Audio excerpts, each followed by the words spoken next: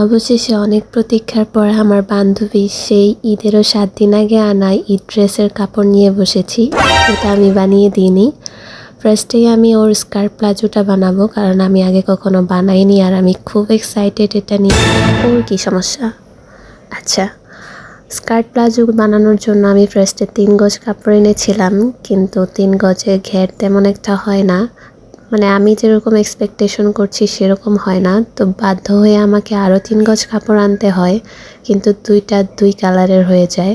যার কারণে এখন চিন্তা করেছি কলি দিয়ে বানাবো, কারণ এভাবে কাপড়টা ওয়েস্ট হবে না আর দুই কালারের যে এটা বোঝা যাবে না। যদিও খুব একটা বোঝা যায় না, তবে একটু রোদ্রে গেলে বা লাইটের মধ্যে পড়লে একটু গ্লেজ দুইটা দুই রকমের দেয়। তাই আমার ফ্রেন্ড বলছিল যে এভাবেই বানিয়ে দিতে, তো আমি ভাবলাম ঠিক আছে, এভাবে বানালে আমি যেমন ঘের চাচ্ছি সেরকমই হবে এবং কাপড়টাও ওয়েস্ট হবে না।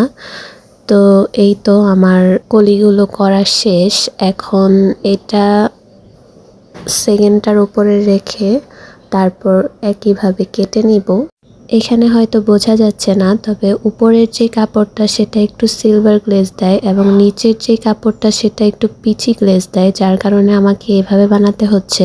আমার এটা প্যাটার্ন কাটা শেষ, এখন শুধু স্টিচ করব।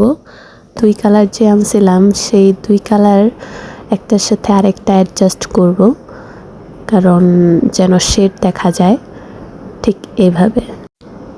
তো আমরা একসাথে নিয়ে তারপর সোজা সোজা করে স্টিচ করে নিব, ঠিক এইভাবে যেমনটা আমি দেখাচ্ছি। খুবই ইজি মেথড, কিন্তু অনেকগুলা। আচ্ছা, ব্যাপার না, আমি যেহেতু বানাইতে বসছি সেহেতু হাল ছাড়বো না, কোনোভাবেই ছাড়বো না। যতক্ষণ অবধি প্লাজো না হচ্ছে ততক্ষণ অবধি হাল ছাড়বো না। তো আমার একটা লাগানো শেষ, এবার এই সাইডেও একটা লাগিয়ে দিব।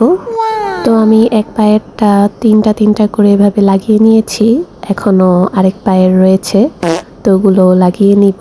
খুবই অদ্ভুত বিষয় হচ্ছে এখন একটুও বোঝা যাচ্ছে না যে দুইটা দুই শেড। তারপর আমি সবগুলো একসাথে জোড়া লাগিয়ে দিব।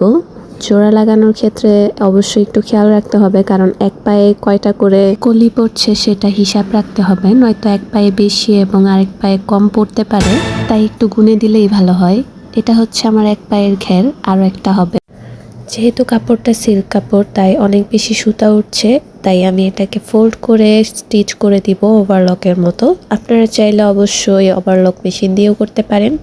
যেহেতু অনেকগুলো জোড়া পড়েছে তাই একটু নিচ দিয়ে অসমান হয়ে যেতে পারে, সেটাকে সমান করে কেটে নিব এবং ফোল্ড করে তারপর স্টিচ করে দিব। তবে অবশ্যই ফোল্ড করার সময় এটা মাথায় রাখতে হবে যেন সব দিক দিয়ে সমানভাবে ফোল্ড হয়। এক জায়গায় বেশি এক জায়গায় কম হওয়া যাবে না। কম বেশি হলে এটার লুকটাই খারাপ হয়ে যাবে, কারণ উঁচু নিচু হয়ে থাকবে।